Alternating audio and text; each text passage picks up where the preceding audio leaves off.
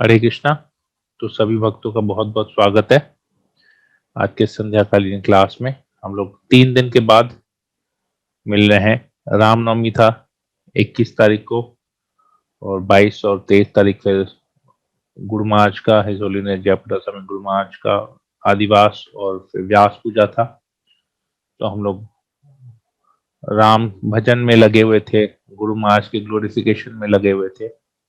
तो आज हम लोग वापस जहां हमने रामायण को कथा को विराम दिया था, हम लोग वहां से आज आगे कंटिन्यू करेंगे। और मैंने सोचा था कि शायद इस मंथ के एंड तक कंप्लीट हो जाएगा, परंतु अभी अगर रामायण तो अगर खत्म करना है तो हो जाएगा, रामायण का कथा हम कंप्लीट कर सकते हैं, पर हनुमान जी का ग्लोरिफिकेशन रह जाएगा। तो मुझे लगता है नेक्स्ट पूरा वीक ये चलेगा, रामायण का कथा। तो देखते हैं, जिस जैसे होता है, जैसे भगवान की इच्छा, जैसे भक्तों की इच्छा, वैसे हम करेंगे। ठीक है। तो हमने लास्ट क्लास में चर्चा किया था कि किस प्रकार मरीच जो है वहां पर हिरण बन के आता है, स्वर्ण हिरण बन के आता है और सीता को आकर्षित करता, और रामचंद्र उसके हिरण के पीछे पीछे बहुत दूर वन में निकल जाते हैं, और वो देख लेते हैं कि वो मरीच है। वो मारता है, मरीच को तीर ब्रह्मास्त्र से मारता है, और मरीच मरते मरते भगवान रामचंद्र के वाणी को कॉपी करता है और जोर से चिल्लाता है, हे लक्ष्मण, हे सीते। तो जिस प्रकार वो आवाज सीता को सुनाई देती है, तो वो लक्ष्मण को बोलती है कि तुम जाओ, देखो अपने भाई की मदद करो। फिर वहां पर लक्ष्मण को बहुत कुछ गलत भी कहती है सीता। फिर लक्ष्मण वहां से निकल जाते हैं, रावण वहां प्रकट होते हैं सन्यासी के रूप में, और फिर वहां पर सीता के बारे में बहुत कुछ बातें कहते हैं। फिर जब सीता उससे बोलती है कि अपना असली रूप बताए, आप है कौन, अपने बारे में अपना परिचय दीजिए, तो रावण फिर अपना ओरिजिनल फॉर्म जो है, ओरिजिनल रूप राक्षस का वहां पर दिखाता है, 10 सर वाला, 10 सर 20 भुजाओं वाला, और सीता को हरण करके लेके जाता है। यहां से हम अभी आगे पढ़ेंगे, और किस प्रकार हम देखते हैं कि इससे सीता हरण की शिक्षा से हमको, सीता हरण के इस लीला से, इस पास टाइम से हमको क्या शिक्षा मिलती है, उसके बारे में भी हमने चर्चा किया था। किस प्रकार भगवान को छोड़ के अगर हम किसी भौतिक वस्तु के प्रति आकर्षित होते हैं तो हमारा विनाश या हमारा पतन हो जाता है। जब भगवान से हम अपनी नजर को हटाते हैं और किसी भौतिक वस्तु की इच्छा करते हैं, कामना करते हैं, तो हमारा पतन होता है।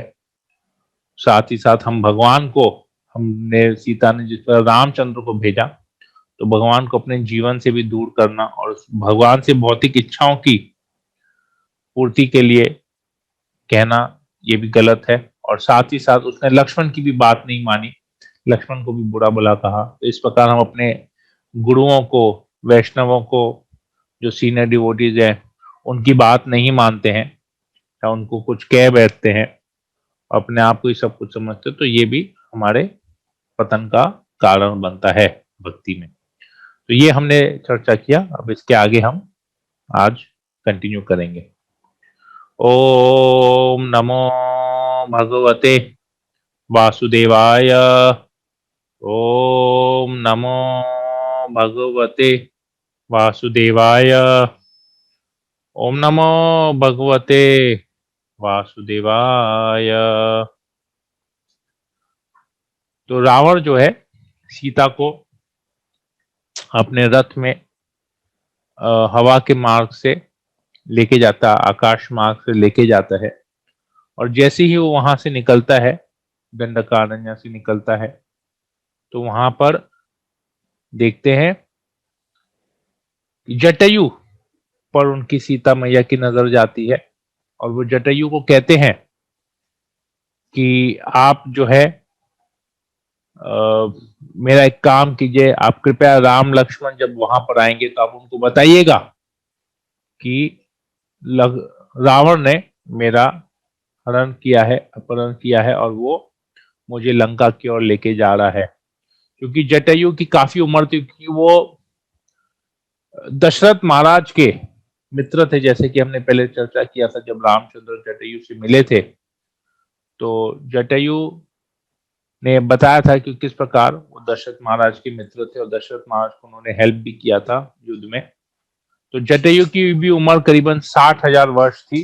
60 साल, 600 साल नहीं, 60,000 उम्र जटायु की भी थी और वो बहुत बूढ़ा हो गया था, तो उससे युद्ध करना नहीं था। परंतु फिर भी वो जैसे ही देखता है रावण को कि वो सीता को लेके जा रहा है अपने रथ में, तो तुरंत वहां पर आता है और रावण के रथ के ऊपर आके बैठता है और उसकी जो जो छत छाता होता है, रथ के ऊपर जो छाता होता है, उसको अपने ऐसे पैरों से, क्लॉस से पकड़ता है और उसको उखाड़ फेंकता है और रावण को कहता है कि तुम क्या कर रहे हो?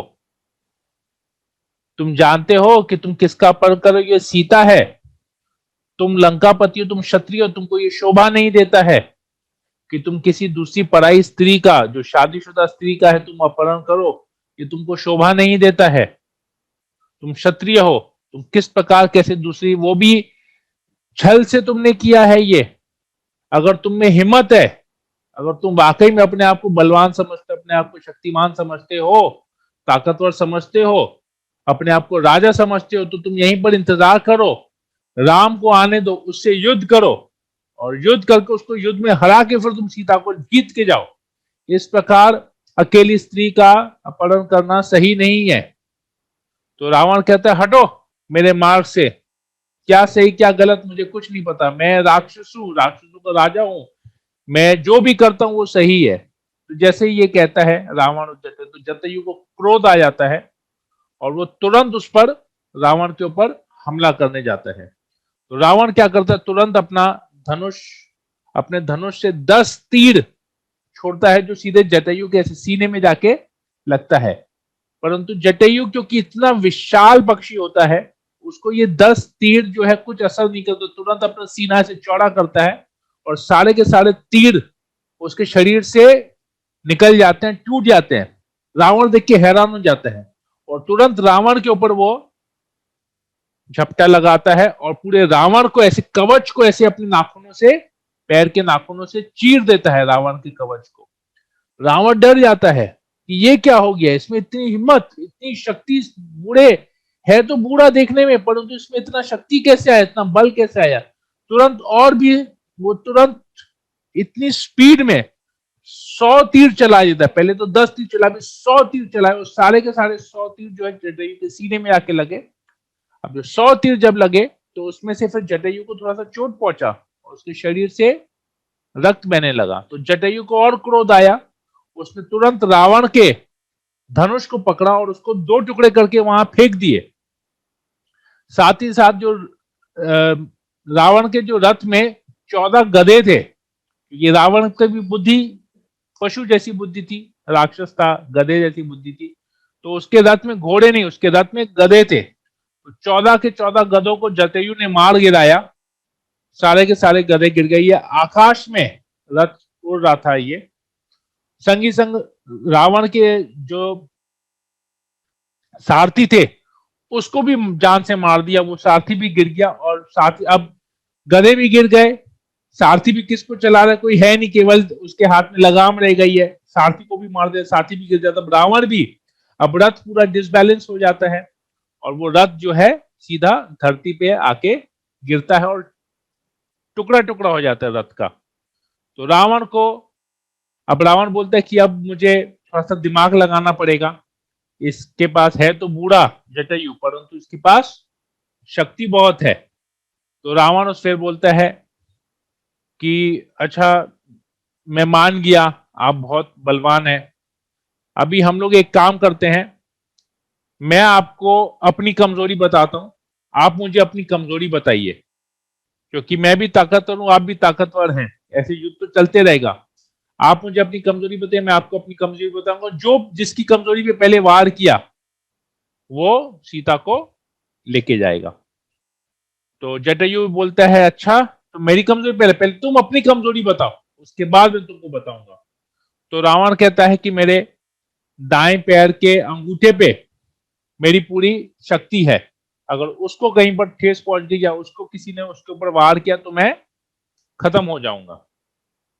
फिर जटायु कहता है कि मेरी जो शक्ति है मेरे इस पंख में है, मेरे विंग्स में मेरी सारी शक्ति है। तो रावण समझ जाता है, रावण तो झूठ बोलता है परंतु जटायु तो बहुत सीधा होता है। तो जटायु अपने बारे में बताता तो रावण बोलता है, रावण क्या करता है फिर अपने दाएं पैर को सामने रखता है, एक कदम आगे रखता है, बोलता है आओ देखते हैं कौन जीतता है, ऐसे तो मेरे पैर पे वार करो। तो जैसे ही वहां पर जटायु उसके पैर पे वार करने आता है, रावण जो है चंद्रहास नामक उसका तलवार होता है, उस तलवार को निकालता है और जटायु के पर को काट देता है। तो जैसे ही जटायु के पर को काटता है, जटायु जोर से चिल्ला उठता है और बहुत खून निकलता है। संग संग जटायु के पैर को भी वो काट देता है और जटायु पूरे तरह से घायल होके वहां गिर जाता है। तो ऐसा दृश्य देख के सीता इतना रो जाती है वहां पर, तो तुरंत जटायु के पास जाती है। जटायु वहां गिरा पड़ा रहता है, अधमरे अवस्था में वहां रहता है और सीता उसको कहती है कि आप तो मेरे ससुर के समान हैं, मैं तो अपने ससुर की सेवा नहीं कर पाई और मेरी इतनी बदकिस्मती कि मैं आपकी भी सेवा नहीं कर पाई। इनफैक्ट आपने तो मुझे बचाने के चक्कर में अपने प्राण को भी त्याग दिया, यहाँ पर मेरी वजह से आपको ये हुआ है। तो कृपया आप मुझे मेरे लिए एक कृपा खाली कीजिएगा कि आप अपने आप को संभाल के रखिएगा जब तक राम और लक्ष्मण नहीं आए, और आप उनको कहिएगा कि रावण मुझे लेके गया है। तो रावण तुरंत सीता को वहां से पकड़ता है, अपना पुष्पक विमान का आह्वान करता है और पुष्पक विमान में बैठता है और वहां से लंका की ओर वायु मार्ग से प्रवेश करता है। तो ऐसे जब जा रहे होते हैं वहां से पुष्पक विमान में, तो उस समय दंडकारण्य में ऐसा एक माहौल हो जाता है जैसे लगता है कि प्रकृति, वहां की जो प्रकृति है वो पूरी चेंज हो जाती है। प्रकृति को भी इतना दुख होता है क्योंकि सब में वहां चेतना है, तो प्रकृति में इतना, प्रकृति को भी बहुत दुख होता है। तो वाल्मीकि जी लिखते हैं, कहते हैं कि जो पेड़ थे, जो बड़े बड़े पेड़ थे वो हवा में ऐसे हिल रहे थे और उनको देख के ऐसे लग रहा था कि वो लोग अपने हाथों को, वो जो पेड़ थे उनकी बड़ी बड़ी जो शाखाएं थे, बड़ी बड़ी डालियां थे, जैसे लग रहे थे उनके हाथ है और वो लोग सीता को बचाने का प्रयास कर रहे हैं। वो लोग ऐसे हिल रहे हैं, रो रहे हैं और वो लोग सीता को मजबूरी, क्योंकि पेड़ तो कहीं जा नहीं सकता है, पेड़ तो स्थायी रहता है, तो वो लोग अपने हाथों को ऐसे आगे करके कर रहे थे कि वो लोग सीता को बचाने का प्रयास कर रहे थे और इस पर वो बचा नहीं पा रहे थे और जिस वजह से उसके आंखों से आंसू निकल रहा था। नीचे जो समुद्र, जो नदी बह रही थी, उसमें जो मछलियां थी वो भी ऐसा दृश्य देख रही थी कि सीता को रावण लेके जा रहा है, अब हमारे साथ कौन खेलेगा, हम सीता तो हमारी सहेली के समान है, हमारी सखी बन गई है यहाँ पर, तो हमारे साथ कौन खेलेगा। तो मछलियां भी जो है समुद्र के अंदर, नदी के अंदर जो मछलियां थी वो भी रो रही थी। कहते हैं जितने भी वहां जो जमीन में चलने वाले जो पशु थे, शेर, चीते इत्यादि, जो जो पंछी थे, वो लोग सब लोग, ऊपर से विमान जा रहा था, नीचे धरती पे उसकी परछाई जा रही थी, वो लोग सब लोग परछाई को देख के परछाई की तरफ भाग रहे थे कि शायद परछाई को पकड़ के हम सीता को बचा सके। तो ऐसे करके वो लोग भी जा रहे थे, सबको इतना दुख हो रहा था कि रावण सीता को लेके जा रहे थे, तो लोग उस विमान की परछाई को पकड़ने का प्रयास कर रहे थे, परछाई को हम रोक लें और उससे विमान रुक जाए और सीता को हम लोग बचा सके। जो वहां के पहाड़ थे, तो पहाड़ से जो झरने गिर रहे थे, वो झरने को देख के झरने और जोर से गिरने लगे, जैसे कि मानो उनको देख के ऐसा लग रहा था कि वो लोग भी रो रहे हैं, क्योंकि झरने भी कुछ नहीं कर पा रहे थे, उनका तो काम है ऊंचाई से नीचे की तरफ गिरना। झरने भी सोचे थे काश हम हिल पाते, पहाड़ सोचे थे काश हम, हमारे पास भी पर होते, हम लोग आसमान में उड़ते और जाके सीता को बचा लेते।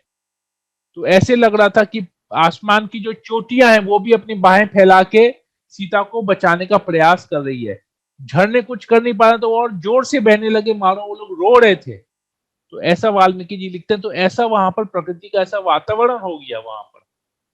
यहां तक कि सूर्यदेव भी बोले मैं देख रहा हूं ये सब पर मैं कुछ कर नहीं पा रहा, क्योंकि मैं भी प्रकृति के नियम से बंधा हुआ हूं, मुझे भी एक ही डायरेक्शन में चलना है, मैं अपने मार्ग से हट नहीं सकता। तो काश मैं आज जल्दी डूब जाऊं, मेरा अस्त जल्दी हो जाए, ताकि मैं इस दुख भरे नजारे को मैं और देख नहीं पा रहा। तो ऐसा वहां पर पूरा वातावरण हो जाता है।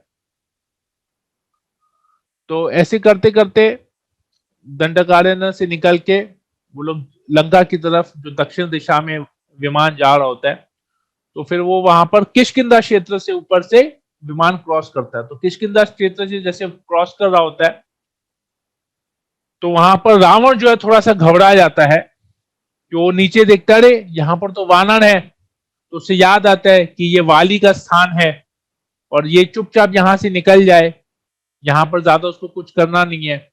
तो पूरे एकदम डर के जल्दी से जल्दी इस किष्किंधा क्षेत्र को वो पार कर जाए। तो वहां पर देखती है वो कुछ वानर, 5 मुख्य वानर वहां होते हैं, जिसमें से एक सुग्रीव होता है। सीता उसे पहचानती नहीं है, पर देखते हैं कि कुछ ये वानर, देखिए ये कुछ साधारण वानर नहीं है, कुछ स्पेशल वानर है। तो वहां पर सुग्रीव अपने मंत्रियों के साथ बैठा रहता है। तो वहां पर वो अपने कुछ आभूषण को वहां पर वो गिरा देती है वानरों के बीच में। ये वानरों को, वानर भी देखते हैं, अरे रावण जो है सीते को लेके जा रहा है, अपहरण करके लेके जा रही है, वहां बचाओ बचाओ मुझे बचाओ, हे राम हे लक्ष्मण को पुकार रही है। अपने गहनों को वहां पर उसने नीचे फेंका है। तुरंत उनकी भी इच्छा होती है कि हम इसको बचाएं, परंतु वो भी बद होते हैं, वो बाध्य होते हैं, कुछ कर नहीं पाते हैं वहां पर, क्योंकि उस समय वाली जो है किष्किंधा का राजा था। और ये लोग सब लोग जानते थे कि वाली और रावण में एक मित्रता का पैक्ट हुआ है, तो हम लोग वाली रावण को कुछ कर नहीं सकते हैं। ये कैसे हुआ था इसके बारे में बताते हैं कि रावण जब वरदान मांगा था, तो उसने मनुष्य को और वानर को एक्सक्लूड कर दिया था कि उसे कोई मार नहीं सकता है। जिसमें सारे देवताओं का, गंधर्वों का, राक्षसों का, यक्षों का, सबका नाम ले लिया था, परंतु मनुष्य और वानर को छोड़ दिया था। तो एक बार नारद मुनि गए वहां पर। अब नारद मुनि को ये बात पता थी, इनफैक्ट सभी को ये बात पता थी। तो नारद मुनि एक बार गए थे रावण से मिलने लंका में। तो नारद मुनि ने कहा रावण को, आपको पता है आपकी पूरी जगह, पूरे सब जगह में, पूरे पृथ्वी में आपकी लोग मजाक उड़ा रहे हैं, क्योंकि आप वानरों से डरते हैं। क्योंकि सबको पता चल गया कि आपने जो ब्रह्मा जी से वरदान मांगा उसमें अपने वानरों का नाम नहीं लिया। तो अगर आपको, और सारे पृथ्वी के लोग, इनफैक्ट वानर ही आपके मजाक उड़ा रहे हैं कि ये रावण जो है हम लोगों से डरता है, हमारे वानरों से डरता है, और हमारे पास इसलिए कभी नहीं आता है यहाँ पर, हमसे युद्ध इसलिए कभी करता भी नहीं है। तो रावण ने सबको, देवताओं को भी अपना, हमने देखा था किस प्रकार देवताओं को भी अपना बंदी बना दिया था। अग्निदेव को अपना गैस का स्टोव बना दिया था, इंद्र से अपने महल की सफाई करवाता था, और वरुण देव से अपने बगीचे में पानी दिलवाता था। ये सब हमने देखा था कैसे। तो रावण ये सुन के बोला कि नहीं, अब मैं वानरों को ऊपर विजय प्राप्त करूंगा। तो बोलते हैं ठीक है, तुम जाओ किष्किंधा, वहां पर वाली है, वानरों का राजा है, तुम अगर उसको हरा दिए तो तुम दिग्विजय बन जाओगे। तो रावण जाता है किष्किंधा की ओर। वहां जाके वाली के महल में जाता है, चिल्लाता है जोर से, वाली कौन है, वाली मेरे सामने आओ, मैं आया हूं, रावण हूं, मैं राक्षसों का राजा रावण, तुम्हारे सामने, बाहर निकलो। तो मंत्रियों ने कहा कि वाली अभी है नहीं, वाली गया गायत्री करने। तो बोलते है ये गायत्री करने, ये वानर कब से गायत्री करने लगे, ये लगता है मेरे से भाग के कहीं गया है, पर मैं इसके पीछे जाऊंगा। तो पूछता है, बोले जाओ सागर पे, वो गए हैं सागर में जो है, वहां पर वाली गए हैं अभी। तो सागर की ओर जाते, समुद्र की ओर जाता है। तो वहां पर देखता है कि वाली बोलता है, शांत शांत, मैं गायत्री कर रहा हूं अभी। बोला नहीं, मुझे तुमसे कुछ बात करनी है। तो वाली क्या करता है, रावण को तुरंत अपने पूंछ में लपेटता है और अपने सामने बिठा देता है, पूरे समुद्र में ही मिला देता है, और वो अपने गायत्री करने बैठता है, सूर्य को नमस्कार करता है और गायत्री करने बैठ जाता है। इस प्रकार वो एक समुद्र से दूसरे समुद्र, दूसरा, तो सातों पृथ्वी के सातों समुद्र में, जो 7 जो महासागर हैं, उनमें जाके वो गायत्री करके आ जाता है। और रावण को इतने जोर से अपने पूंछ में लपेटा हुआ रहता है कि एक समय रावण को लगता है कि उसकी हड्डियों का ही जो है पूरा उसकी जो हड्डियां हैं उसका ही चूरमा न बन जाए, उसका कीमा न बन जाए, एकदम चूर चूर नहीं हो जाए। तो रावण बोले अरे आपको गायत्री करना आप करो, आप मुझे क्यों अपना वो कर रहे हो, मुझे छोड़ो। बोले चुप करो, पहले मैं गायत्री कंप्लीट करूं उसके बाद बात करेंगे। वैसे गायत्री कर लेता है। फिर रावण को छोटा बोला अब बोलो तुमको क्या बोलना है। बोला नहीं कुछ नहीं कुछ नहीं, मैं आपकी तरफ दोस्ती का हाथ बढ़ाने आया था। तो बोले अच्छा ऐसा है, तो पहले बोलते ठीक है चलो दोस्ती का, पर हमारे यहाँ पर दोस्ती ऐसे नहीं होती है, हमारे यहाँ पर बकायदा यज्ञ होता है और यज्ञ के संपन्न होने के बाद हमारी दोस्ती होती है। जैसे यज्ञ होता है वहां पर, और वाली और रावण में ऐसा दोस्ती होता है कि हम लोग एक दूसरे के ऊपर कभी अटैक नहीं करेंगे। तो इस प्रकार था। तो रावण जैसे ही उस किष्किंधा के ऊपर से गया तो रावण को वो सीन याद आ गया जब वाली ने उसको पूंछ में लपेटा था। तो वो उसके मारे उसका शरीर जो है कंपन हो रहा था, कांप रहा था, वो डर के मारे कांप रहा था।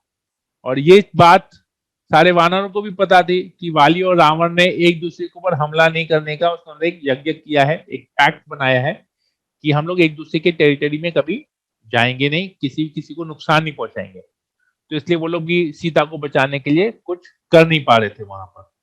ऐसे करते करते किष्किंधा भी पार करते हुए वो रावण जो है लंका पहुंचता है। और जैसे ही लंका पहुंचता है वहां पर सीता को अपने पूरे लंका के ऐश्वर्य के बारे में बताता है। और फिर वहां पर कुछ जो राक्षसियां होती हैं, जो उनके सर्वेंट्स होते हैं, मेड सर्वेंट्स जो राक्षसियां होती हैं, उनको कहते हैं कि ये सीता मैं तुम लोग के हवाले कर रहा हूं, इसको सबसे रावण का जो सबसे सुंदर महल था उस महल में कहते सीता को यहां पर रखो, और ये चीज देखना कि मेरी इजाजत के बगैर, मेरे परमिशन के बगैर कोई, चाहे वो राक्षस हो या चाहे राक्षसनी हो, चाहे मेल हो चाहे फीमेल हो, कोई भी सीता को देखने नहीं जाएगा मेरी परमिशन के बगैर। यहां तक कि सीता को जो भी चाहिए, उसके सोने चाहिए, उसको जवाहरात चाहिए, उसको हीरे चाहिए, उसको मोती चाहिए, उसको सुंदर वस्त्र चाहिए, उसको श्रृंगार के लिए जो भी कुछ चाहिए तुम लोग सब उसको दोगे। तो लगना चाहिए कि वो जो है रावण के यहां पर है, त्रिलोकी रावण के यहां पर है, और उसको जो चाहिए उसको तुम देना। कोई भी अगर उसके साथ गलत व्यवहार किया, यहां तक कि उसके किसी किसी ने भी सीता को कुछ अपशब्द भी कहे जानबूझ के या अनजाने में, तो वो उसका आखिरी दिन होगा, मुझसे बुरा कोई नहीं होगा, उसका जीवन को मैं उधर ही खत्म कर दूंगा। और जो भी सीता को प्रसन्न कर देगा, तो फिर सीता अगर किसी के प्रति खुश हो गई तो उसको मैं मालामाल कर दूंगा, इस प्रकार कह के रावण ने बताया। फिर रावण सीता को लंका पे अपना पर्सनल गाइड बन के लंका का टूर कराता है उधर, और लंका का टूर कराते और बताते देखो ये मेरे पास जो है, ये मेरे 2 करोड़, ये मेरे 10 करोड़, ये मेरे एकदम बेस्ट में बेस्ट, यहाँ के सबसे बलशाली राक्षस जो सेना है, ये मेरे 10 करोड़ ये सेना है। इसके अलग और चलो फिर आगे लेके आता, बोलता है यहां देखो ये मेरे 22 करोड़ ऐसे सेना है जो अलग अलग तरीके से अपना रूप बदल के कुछ भी कर सकते हैं, मेरे लिए हमेशा जान देने के लिए रेडी रहते हैं। तो ये लेके 10 करोड़ उधर, 22 करोड़ इधर, 32 करोड़ मेरी ये सेना है, ये मुख्य सेना है। इसके अलावा चपड़गंजू ये वो अलग अलग, कोई बूढ़े, कोई थोड़ा सा वीक, कोई पतले, कोई जवान, कोई बच्चे, ऐसे अलग और भी हैं। तो ये मेरा विशाल प्रदेश है और ये मेरी विशाल प्रजा है, ये मेरी सेना है जो मेरे कहने पे कुछ भी कर सकते हैं। इस प्रकार रावण उसको सब कुछ दिखाता है और फिर उसको महल में छोड़ देता है। ये आदेश देके वहां की राक्षसियों को जो देखभाल के लिए दासी होती है उनको कहते हैं आप इसको देखना। तो ऐसे करके फिर रावण जो है अपने मुख्य 8 उसके जो सेनापति होते हैं, और वो लोग बहुत स्पेशल होते हैं। तो सोचिए ऐसे 10 करोड़ जो सबसे बलशाली थे, उस 10 करोड़ में से जो 8 सबसे बेस्ट उसके जो थे सेनाओं में, तो ऐसे 8 लोगों को बुलाता है और उनको कहता है कि तुम लोग अभी जनस्थान जाओ, वहां पर खर और दूषण अभी कोई नहीं रहा, उसके सारे वहां पर 14,000 जो राक्षस थे सबको राम और राम ने सबको खत्म कर दिया। तो तुम लोग वहां पर जनस्थान में जाओ, तो जनस्थान को वापस अपने कब्जे में लो, अपनी सेना को लेके जाओ, और जैसे ही उधर राम और लक्ष्मण के ऊपर कड़ी निगरानी रखो, मुझे पल पल की रिपोर्ट चाहिए। और परंतु तुम लोग बहुत सावधानी से जाना, क्योंकि वो राम जो है, मैंने सुना कि वो राम बहुत बलशाली है, वो कभी भी किसी का भी वो जो है उसको असुर को वो मार सकता है। तो तुम थोड़ा संभल के रहना और उसके हर पल की रिपोर्ट मुझे देना। इस प्रकार वो उनको वहां भेज देता है और फिर वापस आता है सीता से मिलने के लिए, और सीता को कहता है कि तुमने देखा, मैंने तुमको अभी लंका का पूरा दर्शन कराया, अभी ये सारे लोग, ये पूरी सेना, मेरी पूरी प्रजा, मेरी जितनी दासियां, यहां तक कि मेरी पत्नियां, उन पत्नियों में हेड मंदोदरी, अगर तुम मेरे से विवाह करने के लिए रेडी हो जाते हो तो ये सारे लोग तुम्हारे आदेश का पालन करेंगे। ये पूरा ऐश्वर्य, पूरे सोने की जो नगरी है मेरी लंका, ये पूरा ऐश्वर्य तुम्हारा रहेगा। यहां तक कि जो सब लोग मंदोदरी को रिपोर्ट करते हैं, वो मंदोदरी भी तुमको रिपोर्ट करेगी, केवल तुम हाँ कह दो मेरे से शादी करने के लिए। तो इधर हजारों हजारों दासियां तुम्हारे इशारे पे वो कुछ भी करने को रेडी हैं। तो ये लंका ऐसी नगरी है जहां पर इंद्र भी हमला करने से पहले 2 बार सोचेगा, क्योंकि यहां पर इतना बल है मेरे पास, इतना ऐश्वर्य है, इतना शक्ति है मेरे पास कि यहां पर इंद्र भी कभी नहीं आ सकता। और साथ ही साथ ये लंका के चारों तरफ देखो, ये महासागर है, इस महासागर को भी कोई पार नहीं कर पाएगा। ये लंका जो है 100 योजन चौड़ा है, तो इसको किसी को हराना या किसी का आक्रमण करना ये असंभव है। तो ऐसी जगह के मैं तुमको रानी बनाऊंगा, तुम केवल मेरे लिए, मेरे से विवाह करने के लिए तुम हाँ कह दो। बोलते हैं देखो मैं कौन हूं, मैं लंकापति हूं, और तुम विवाह करोगी, तुम इस पूरे लंका की रानी बन जाओगी तुम। वो राम तुमको क्या देगा? वो जो अपना खुद का राज्य को खो बैठा है, वो दर दर ठोकर खा रहा है, वन में लेके घूम रहा है, वो तुमको क्या दे सकता है? और इधर देखो मैं तुमको क्या ऐश्वर्य देने के लिए यहां पर आया हूं। तो जैसे ही ये कहते हैं तो सीता तुरंत वहां पर उत्तर देती है। सीता क्या करती है, अपने और रावण के बीच में एक घास का तिनका रखती है, और घास का तिनका रख के फिर वो रावण से बात करना स्टार्ट करती है। तो आचार्य बताते हैं कि ये घास का तिनका एक्चुअली एक पर्दे का काम करता है, क्योंकि सीता के पति वहां नहीं है। तो उस जमाने में, वैदिक युग में ऐसा था कि पत्नी जब भी किसी पराये मर्द से बात करती है तो वो अपने बीच में एक पर्दा रखती है, उस पर्दे को रख के फिर वो सामने वाले किसी से बात करती है। डायरेक्ट फेस टू फेस देख के या आंख से आंख मिला के कभी नहीं बात करती है। तो ये उस समय की सभ्यता थी।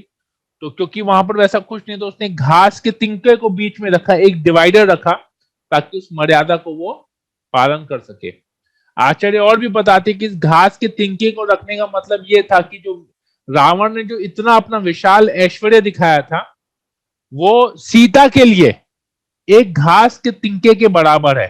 वो सारा ऐश्वर्य जो है, लंका का जो ऐश्वर्य है, वो एक घास के तिनके के बराबर है। आचार्य एक और चीज बता, एक और कारण बताते हैं घास का तिनका रखने का।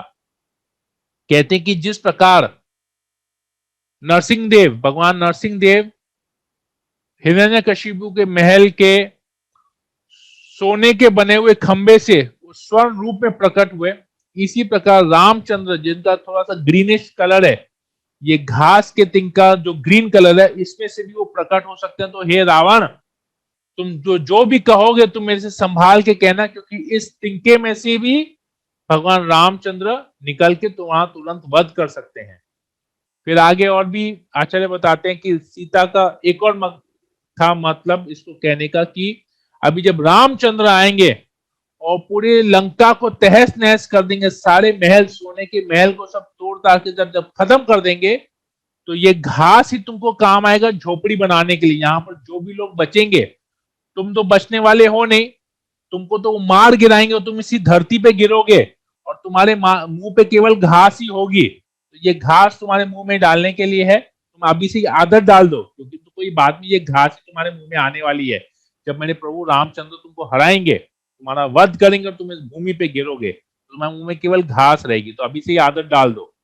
साथ ही साथ जो भी बचेंगे लंका में, जो 2 4 5 जने जो भी बचेंगे, कुछ रहने के लिए नहीं होगा, तुमको झोपड़ी बनानी पड़ेगी, तो झोपड़ी बनाने के लिए घास काम आएगी। तो इस प्रकार वो कहते हैं। और साथ ही साथ आचार्य एक बहुत सुंदर बताते हैं इसमें कि क्योंकि रावण को बुद्धि नहीं थी, वो अज्ञानी मनुष्य था। और अज्ञान हम लोग ज्यादा करके कहते हैं कि पशुओं को ज्ञान नहीं होता है। वो लोग अपने केवल भोग विलास में डूबे रहते हैं, अज्ञानता में। वो जान नहीं पाते हैं कि भगवान कौन है और उनका भगवान के साथ क्या रिश्ता है। तो वो लोग अज्ञान में हमेशा रहते हैं। तो ये रावण भी राम को अब तक पहचान नहीं पाया है, तो उसकी बुद्धि भी पशु से ज्यादा है नहीं, वो भी अज्ञानी है। और जानवर क्या करते हैं, खाते घास हैं। तो ये रावण, ये तुम भी अज्ञानी हो, तुम्हारे लिए खाने के लिए घास ही है। तुम्हारा जिस प्रकार से बुद्धि है, तुम्हारी जिस प्रकार से मनोवृत्ति है, जिस प्रकार की चेतना है, वो जानवर से आगे है नहीं। तुम्हारी चेतना उसी प्रकार की तुम्हारी चेतना, और जिस प्रकार जानवर घास खाते तुम भी घास खाओ। वे साथ ही साथ आचार्य बताते हैं कि जिस प्रकार भगवान रामचंद्र का जो प्रेम है वो एक अमृत के सागर के समान है। और अमृत के सागर में हम देखते हैं कि घास का तिनका जो है ना, सागर के साथ बहते चले जाता है। और घास का तिनका कभी भी सागर के साथ, समुद्र के साथ, नदी के साथ दोस्ती नहीं करता है, मित्रता नहीं करता है। थोड़ी ही दूर जाते वो घास का तिनका समुद्र के ऊपर ऐसे बहते रहता है और फिर जाके वो उसको बाहर फेंक देता है। इसी प्रकार जो रावण जो है, वो भगवान रामचंद्र के अमृत का जो समुद्र है, उसमें वो उस अमृत को चख नहीं पा रहा है। और जिस प्रकार वो समुद्र घास को खा के फेंक दे, तो उसी प्रकार रामचंद्र भी जब आएंगे, इस रावण को एक घास के तिनके की तरह उठा के फेंक देंगे। तो ऐसे करते हैं। फिर जैसी घास का तिनका रखती है, ये सब बातें होती है, फिर वो कहते हैं कि तुम जानते नहीं हो मेरे प्रभु राम को, मेरे पति देव को, राम को।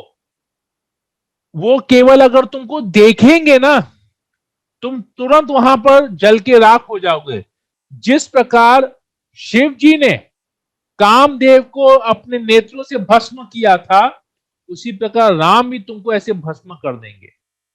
ये लंका कुछ नहीं रहेगा। ये जो तुम अपना ऐश्वर्य दिखा रहे हो, ये तुम अपना बल दिखा रहे हो, ये तुम अपनी सेना दिखा रहे हो, ये तुम कह रहे हो कि मेरी इतनी आयु में ऐसा है वैसा है, मेरे साथ जो है तुम कुछ नहीं कर पाओगे। ये तुम राम आएंगे, सब कुछ खत्म कर देंगे, तुम्हारी लंका नगरी का तहस नहस कर देंगे। तुम अभी राम को जानते नहीं हो। तो जैसे ये ये जो है रावण सुनता है, रावण बहुत ही क्रोधित हो उठता है और कहते हैं, हे सीते, जबान संभाल के बात करो। मैं तुम्हें केवल 12 महीने का समय देता हूं। इस 12 महीने में तुम अपना मन बना लो, तुम राम को भूल जाओ और मुझे अपना पति स्वीकार करने के लिए एक्सेप्ट कर लो। नहीं तो ये जो राक्षसियां यहाँ पर हैं, ये सब तुम्हारे टुकड़े टुकड़े करके जो है बिरयानी में डाल देंगी तुम्हारे, और फिर मैं इसको नाश्ता करके मैं खा लूंगा। मैं तुमको 12 महीने, 1 साल का समय देता हूं, तुम अपने आप को, अपना जो है सोचने का तरीका, मेरी तरफ जो तुम्हारी दृष्टि, उसको चेंज करो और मैं से विवाह करने के लिए राजी हो जाओ। और तुरंत ये कहते हैं, और वहां की जो राक्षसियां होती है उनको बोलते हैं, जाओ इसको अशोक वाटिका में लेके जाओ और उसको वहां पर समझाओ, इसका तुम लोग ब्रेन वॉश करो, इसको डराओ, इसको धमकाओ, इसको अपने कंट्रोल में लाओ। जिस प्रकार एक जंगली हथनी को कंट्रोल में लाया जाता है, वश में किया जाता है, इस प्रकार तुम लोग जाओ अशोक वाटिका में, इसको लेके जाओ और वहां पर इसको समझाओ, इसको बताओ कि मैं कौन हूं, मेरे बारे में बताओ, मेरे ऐश्वर्य के, मेरे ताकत के, मेरे बल के बारे में इसको समझाओ, इसको राजी करो। अगर तुम लोग नहीं कर पाए तो 12 महीने बाद सीता का कटने से पहले मैं तुम लोग के टुकड़े टुकड़े करके तुम लोग को पहले मैं खाऊंगा। उसके बाद मैं सीता का देखूंगा। तो ये लोग भी डर जाती हैं, ये लोग लेके जाती है उसको, अशोक वाटिका को, और कहते हैं कि अशोक वाटिका खास रावण ने सीता के लिए बनाया था। वहां पर ऐसा कोई फल नहीं था जिसका वृक्ष वहां पर नहीं था, और सारे वृक्ष जो है उधर सब फल से एकदम भरे हुए वृक्ष थे, जिसको जो चाहिए, मतलब इतने सुंदर सुंदर वहां पर फल थे। पूरा वैरायटी, जितनी भी योनियां होती हैं फलों की, वृक्षों की, सारी योनियां वहां पर थी, और इतना सुंदर वो जगह था। तो ऐसे करके उनको फिर अशोक वाटिका लेके जाते हैं और वहां पर सीता को रखते हैं। तो इस बीच में ये यहां पर पूरा होता है, और उधर में लक्ष्मण जाके भगवान रामचंद्र से मिलते हैं जंगल में, और उसके बाद वहां उनमें जो वार्तालाप होता है उसको फिर हम लोग अगले क्लास में कंटिन्यू करेंगे। सियावर रामचंद्र की जय। शिल प्रभुपाद की जय। हरे कृष्णा कृष्ण कृष्ण हरे हरे, हरे राम राम राम हरे हरे। हरे कृष्णा।